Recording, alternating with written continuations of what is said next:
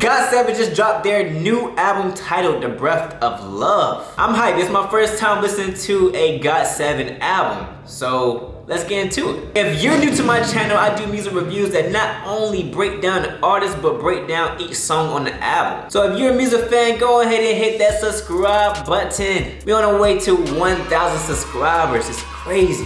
Crazy. Join the fam, help me get there. Let's get this video to about 40 new subscribers and 40 likes. Oh, and I got an announcement. Okay, so we all know that Christmas is coming up soon. So my gift to you is 25 days of music, where I will amp up my content on my channel this month. More album reviews, more reactions, and more. So if you want to see anything in particular, leave suggestions in the comment section. All right, let's get into the video.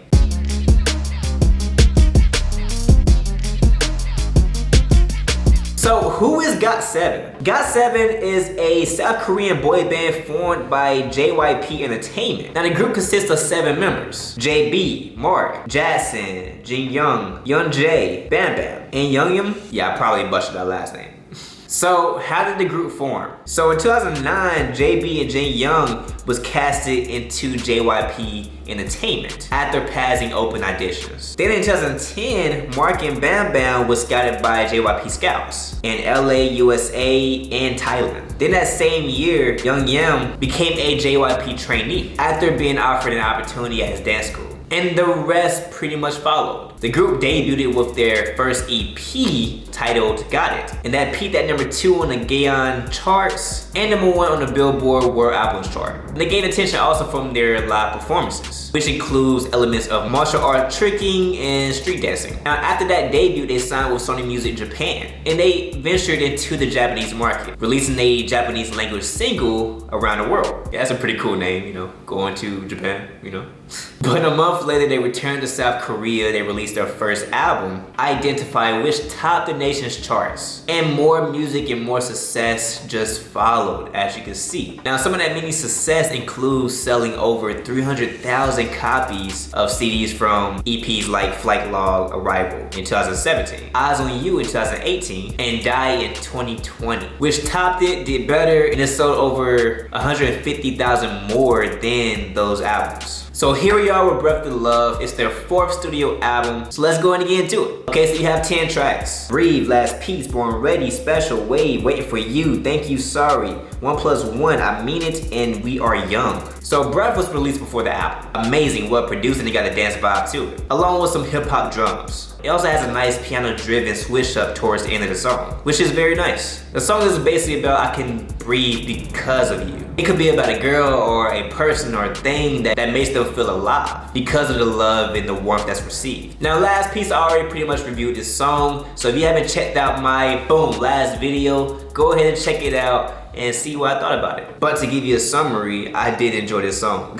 Definitely one of my favorites. Now, Born Ready, the title speaks for itself. It serves as a motivational song. It says things like, we're born ready, we're never gonna give up because we're stronger. And I find it cool because there's a lot of back and forth with English here. Definitely a big song with a lot of electronic and synthwave sounds. Although I do enjoy the message of the song, it's definitely not one of my favorite tracks on the album. Now Special continues with the synth sounding instrumentation, but alongside it has the hip hop sounding drums. There's a lot of English on this track, and the song itself just sounds so bright. It's about a girl that's special with a body like a roller coaster. The song is hands down catchy and definitely one of my favorites. Now with Wave, this song actually leads with a nice guitar sample in the background, along with trap drums. And the song is also about riding through the wave for somebody. Someone who has their heart and then them cherishing it forever. Or rather cherishing the experience forever. Waiting for You is another song about the perfect girl. And it's the girl that they've been waiting for. Though to be honest, as you continue to listen to the song, you hear things like they were separated and he wants to make things right. So the more and more I listen to it, it sounds more so like a comeback song. Piano driven, there's a lot of heavy drums in this track as well. Now, Thank You, Sorry gives you more of a neo-soul vibe, which is my favorite genre. So you know where I'm heading with this. And I'm saying it's more neo-soul because of the instrumentation itself. I hear piano, I hear live jazz drums, and it's heavily bass driven. Love the melodies here, and I love the chord progression as well. There's also a nice guitar rhythm during the hook, which I love. So hands down, out of all of the songs right now so far on this album, this is definitely my favorite track. 1+1 is another love track, and the title speaks for itself. It talks about him and the girl pretty much belonging together for eternity. Piano driven, and there's definitely some catchy melodies on this track. I do believe there is too much drums in the production. It just sounds a little bit more cluttered, more so than working together. But hey, that's just me. I mean, it starts off with a really nice harmony at the beginning, and it continues with a nice chant feel that transitions to a hip hop dance feel. Nice track, I love the guitar, and I also love the message. It talks about falling in love with a girl and actually meaning it. You know, there's often times where you can fall in love with somebody, or you say that you're in love with somebody, but then they don't actually mean it type thing. What they mean it. Well written, beautiful melodies, and it's definitely one of my favorites. Now, We Are Young is pretty cool. It's about, hey, we're young, let's not waste it. It says things like, you're the love of my life, and we should take advantage of every moment. I love the nice R&B feel here with the hip hop drums. And during the hook, the energy is just displayed. It just keeps you shaking your head. So overall, hey, good job, well done album. I think it's a nice love album, but from a person like myself, being listening to neo so often and R&B and hip hop, there's a lot of different genres that I feel as though displays the love a little bit better in my opinion. But one thing I did love about this album is it's very energetic. I love how they all work together so well, and it sounds more like one rather than just so many different people coming on the track. But as they sound like one, you can also hear a lot of the individuality between the different artists and the different vocal tones and the different ways they deliver different syllables and different phrases. I enjoyed that. It does also make me curious to check out more of GOT7's music. But again, this is a love album.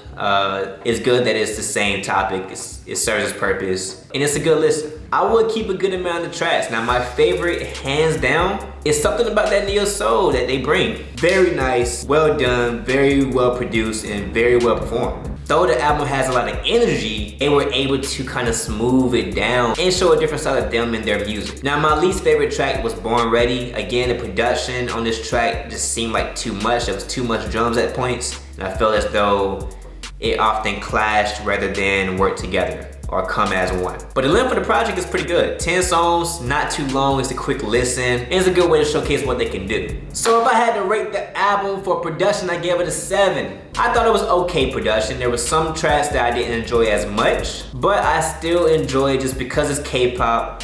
They find very unique ways to implement different genres into one. When it comes to vocalism, I gave it an 8. I do believe they have a very great voice, and they come together so well.